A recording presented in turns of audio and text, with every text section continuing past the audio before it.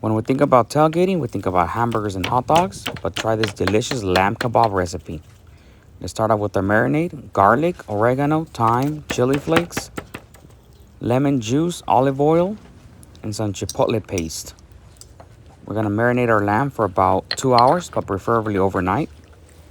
Got a boneless leg of lamb. I'm gonna cube it up into about 1-inch pieces.